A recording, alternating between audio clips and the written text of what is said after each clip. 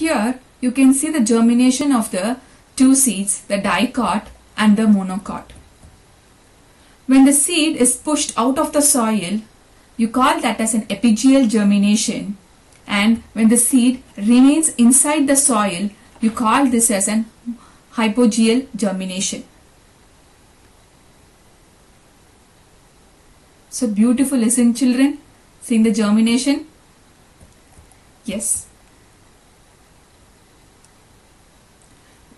The process by which the dominant embryo, that is an active one, within the seed becomes active and grows into a new plant is called as, yes, germination. The process by which the dominant embryo within the seed becomes active and grows into a new plant is called germination. Germination happens under certain conditions with water, air, that is oxygen, and temperature. The temperature should be between 35 to 40 degrees Celsius. It's an optimum temperature for the seed to develop into a new plant. Hope you all enjoyed. So let's recall all the concepts that we have dealt so far in our previous videos. The plant life,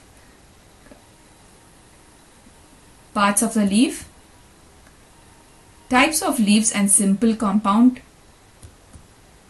arrangement of leaves, alternate, opposite and whorled, venation of the leaf, reticulate and parallel, function of the leaf include photosynthesis, exchange of gases and transpiration, modification of the leaf includes leaf tendril support, leaf spine protection and reduction in the loss of water, scale leaves protection and storage. Insectivorous plant demand the nutrient requirement. Vegetative propagation other than the flower, leaf, stem and root, which helps in the formation of the new plant. The flower consists of calyx, corolla, androecium, gynoecium.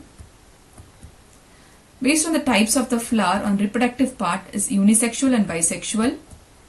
On number of whorls, complete and incomplete. Reproduction in the plant includes pollination with the help of water, wind, animals and insects. Fertilization. After fertilization, the ovary develops into the fruit, ovules develop into the seed, calyx and corolla dries and withers off. The fruit, the pericarp, that is a fruit wall, is distinguished into epicarp, mesocarp, endocarp and seed. The difruit, dry and dry fruit. The seed consists of seed coat and the embryo constitute plumule, radicle and cotyledon. Types of the seed includes monocot and dicot. Germination is when the dormant seed develops into a new plant under the favorable condition when air, water and temperature are in appropriate way. So hope you all enjoyed and learned the chapter Plant Life through these videos. I request my children to watch the video carefully and then answer the Google form. I will shortly send you the question and answers to be returned in the classwork. Thank you and bye children.